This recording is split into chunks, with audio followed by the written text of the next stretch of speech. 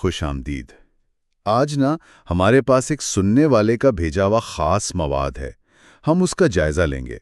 موضوع ہے اسلام میں نماز کی اہمیت، اور خاص طور پہ یہ کہ دن میں 5 وقت کی کیوں، یعنی صلات۔ تو ہمارا مقصد یہ ہے کہ اس مواد کو سمجھیں، اس کی گہرائی میں دیکھیں کہ بھئی ان 5 نمازوں کی کیا اہمیت بتائی گئی ہے، کیا وجوہات ہیں اس کے پیچھے۔ تو پھر چلیں شروع کرتے ہیں۔ اچھا، مواد کا جو بنیادی سوال ہے وہ یہی لگتا ہے کہ آخر یہ 5 کا عدد ہی کیوں؟ کیا اس مواد میں کوئی خاص حکمت یا وجہ بتائی گئی ہے اس تعداد کے پیچھے؟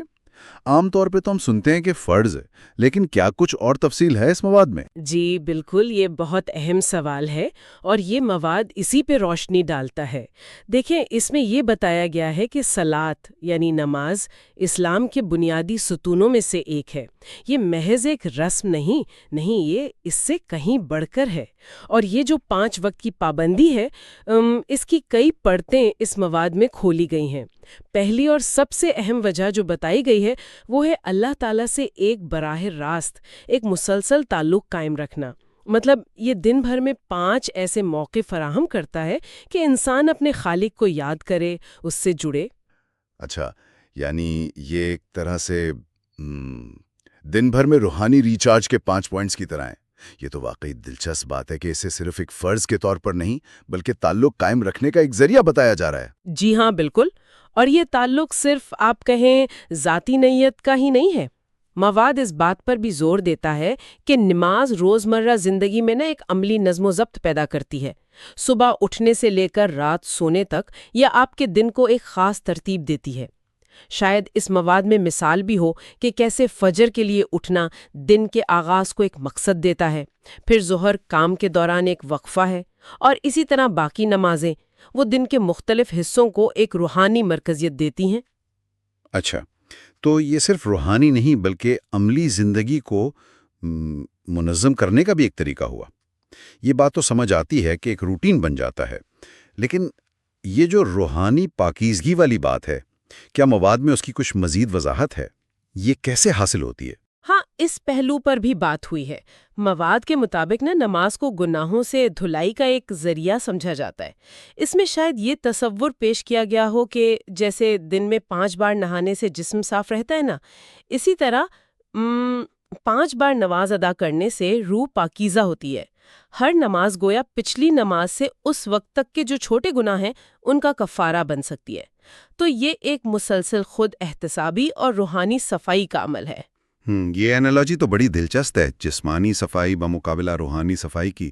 تو مطلب یہ محض ایک عمل نہیں بلکہ ایک پورا نظام ہے جو تعلق، نظم و ضبط اور پاکیزگی تینوں پہلوؤں کا احاطہ کرتا ہے۔ اچھا، یہ مواد اسے زیادہ تر انفرادی عمل کے طور پر دیکھتا ہے یا اس کے اجتماعی پہلو پر بھی کچھ بات ہے؟ دیکھیں، ہو سکتا ہے کہ اس مواد کی بنیادی توجہ فرد پر ہی ہو، لیکن اسلام میں نماز کے اجتماعی پہلو کو نظر انداز نہیں کیا جا سکتا۔ جیسے جمعے کی نماز ہے یا باجماعت نماز، ہو سکتا ہے مواد میں یہ نکتہ بھی اٹھایا گیا ہو کہ باجماعت نماز کیسے مسلمانوں میں اتحاد، برابری، بھائی چارے کو فروغ دیتی ہے جب سب ایک صف میں کھڑے ہوتے ہیں۔ لیکن لگتا ہے کہ اس مخصوص مواد کا جو مرکزی نقطہ ہے وہ فرد کا ذاتی تعلق اور روزمرہ زندگی پر اس کے اثرات ہی ہیں۔ صحیح۔ تو اگر ہم اس سارے مواد کا خلاصہ کریں تو بنیادی بات کیا نکلتی ہے؟ خلاصہ یہی ہے کہ اس مواد کے مطابق اسلام میں 5 وقت کی نماز کی حیثیت بالکل مرکزی ہے۔ یہ صرف ایک مذہبی فریضہ نہیں بلکہ ایک کثیر الجہتی عمل ہے۔ یہ فرد کا اللہ سے تعلق مضبوط کرتا ہے، اس کی زندگی میں نظم و ضبط لاتا ہے، اسے روحانی طور پر پاکیزہ کرتا ہے، اور اہم بات یہ کہ اسے دن بھر اپنی ذمہ داریوں اور آپ کہہ لیں مقصد حیات کی یاد دہانی کراتا رہتا ہے۔ یہ ایک مستقل روحانی لنگر کی طرح ہے جو زندگی کے اتار چڑھاؤ میں ایک سہارا دیتا ہے۔ بہت خوب۔ واقعی اس مواد کی روشنی میں ایک بات جو ذہن میں آتی ہے وہ یہ کہ آج کی جو تیز رفتار زندگی ہے، خلفشار سے بھری ہوئی، اس میں اس قسم کے مستقل اور وقت کے پابند روحانی عمل کو برقرار رکھنے کے نفسیاتی یا ذہنی صحت پر کتنے گہرے اثرات ہو سکتے ہیں۔ یہ واقعی ایک سوچنے والی بات ہے جو اس مواد سے ابھرتی ہے۔ چلیں، آج کے لیے اتنا ہی۔